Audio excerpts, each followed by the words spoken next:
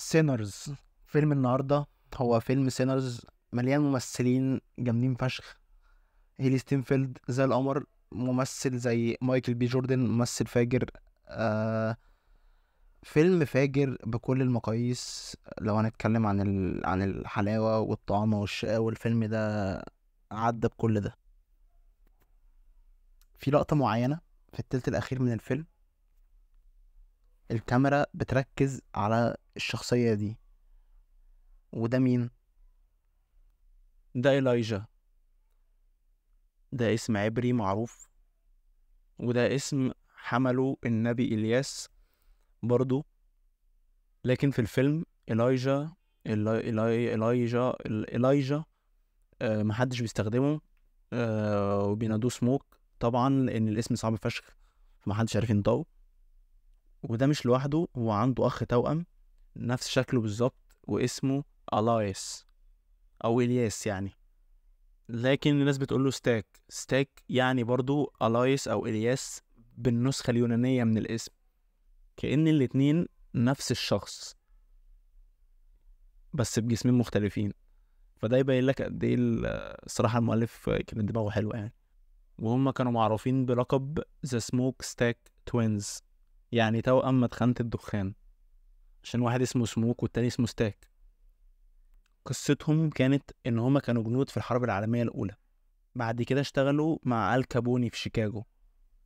بس الفيلم بيبتدي لما بيرجعوا المسيسيبي عشان يفتحوا نايت كلاب او مالها ليلي يعني.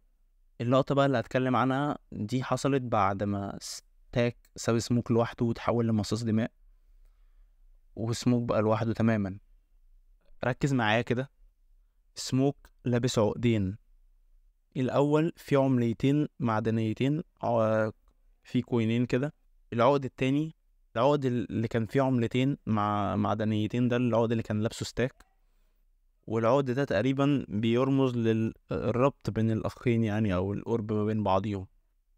ليه إنها عملة؟ لأنها ممكن تكون بترمز لأنهم كانوا شركة في البيزنس يعني، فبيرمزوا بعملة وكده يعني. أما بقى العقد التاني ده بقى، ده اسمه موجو باج. ده جايله من مراته أني اللي كان سايبها بقاله فترة. وأني دي بتؤمن بحاجة كده اسمها الهودو. الهودو ده حاجات كده، نوع من الروحانيات الأفريقية. الكيس ده غالبا فيه أعشاب، ومتقال في الفيلم إن هو معمول عليه تعويذة حماية لسموك يعني. لكن في المشهد ده سموك كان خسر كل حاجة. أخوه بقى مصاص دماء، مراته ماتت، وهو داخل على الجماعة اللي هم اسمهم كلوكس، دول اللي كانوا اللي باعوا له المالها الليلي في أول الفيلم. بس الدنيا كانت بايظة يعني، وسموك كان داخل وعارف إن دي هتبقى نهايته.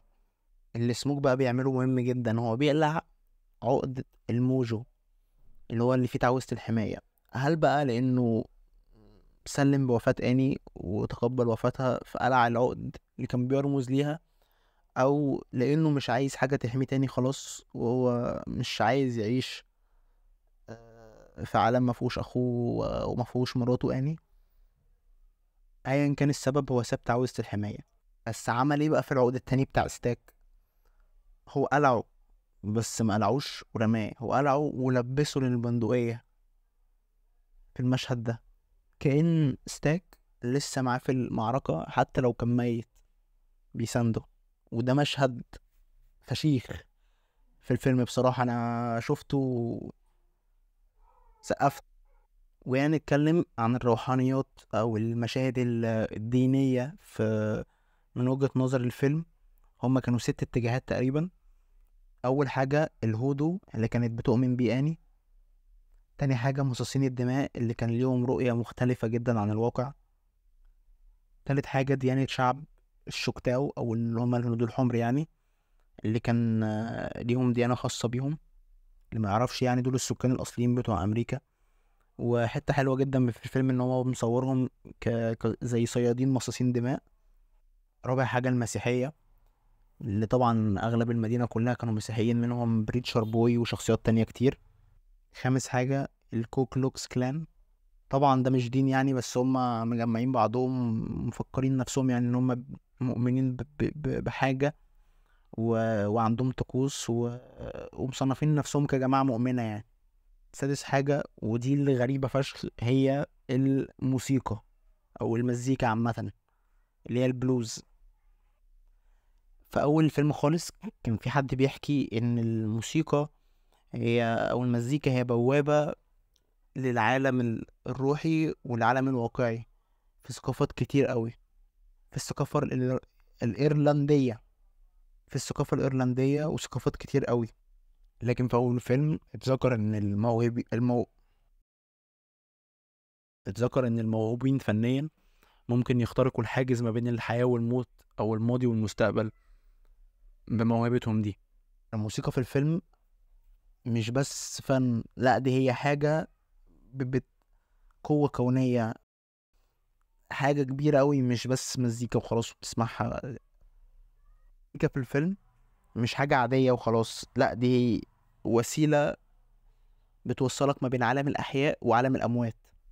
والكلام ده بيتجسد في الشخصية الأساسية اللي هي بريتشر بوي أو سامي.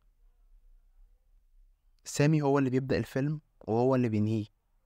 أول مشهد خالص بيكون طفل صغير قاعد على سلم بيته بيلعب على هارمونيكا، وفي ظهره في نار مشتعلة. في آخر الفيلم سامي بيغني أغنية والناس كلها حواليه بتسقف له ومبهورة بيه. سامي مش مجرد شخصية في الفيلم، سامي هو خط الزمن الأساسي بتاع الفيلم. كأن سامي هو الراوي بتاع القصة. الفيلم بيحكي القصة من وجهة نظره هو بس من غير ما يتكلم. ودي حتة حلوة أوي بصراحة في الفيلم، إن الفيلم مش بيشربك المشاهد بمعلقة، بيسيبك تفهم وبيحترم عقليتك كمشاهد يعني. فدي حركة حلوة بصراحة.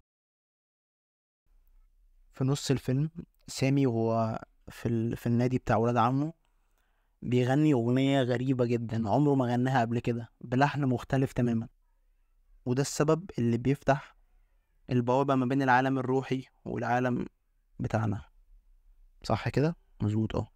المخرج ربط هنا المعاناة الشخصية بمزيكة البلوز. يعني أي حد بيغني بلوز هو مجروح أو في حاجة مضايقاه يعني. وده سبوت جميل أوي أوي أوي على المزيكا. وبصراحة كانت الأغاني بتاعت الفيلم كلها 10 من 10 بالنسبة لي. بالذات الأغنية بتاعت سامي اللي كانت في النص دي كانت 10 على 10. كهاني وبحب الفاكهة وبموت في الموز والمانجا. كان في مشهد قدام سامي كان بيقابل الراجل اللي اسمه دوين الأعمى اللي كان بيعزف بلوز.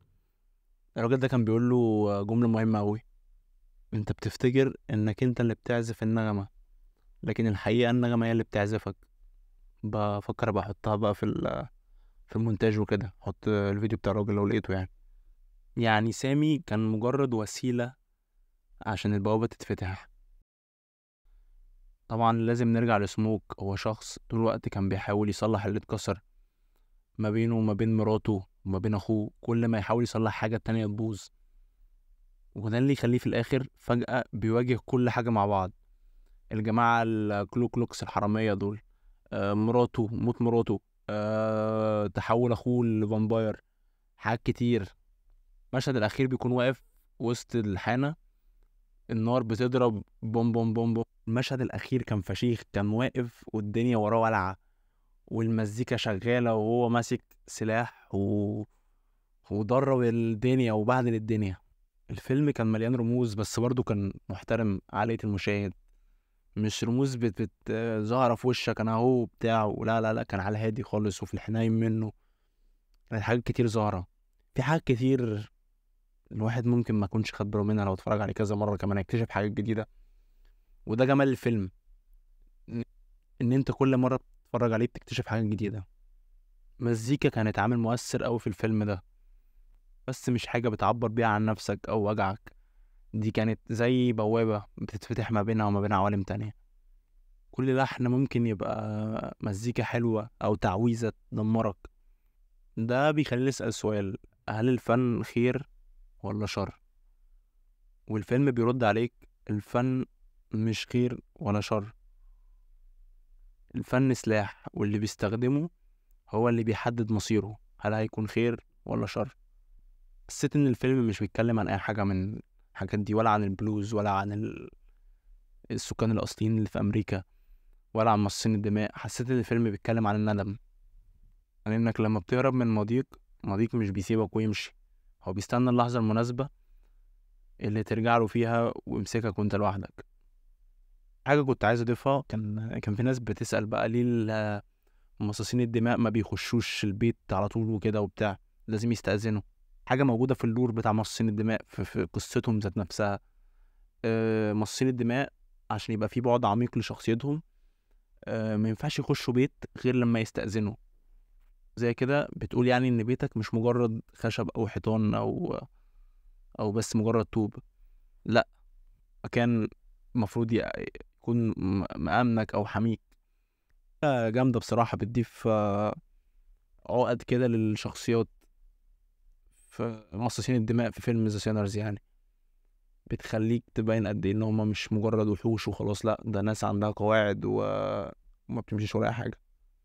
بس كده الفيلم خلصته وعايز اشوفه تاني بصراحة، وهشوفه تاني. الفيلم كان جامد و...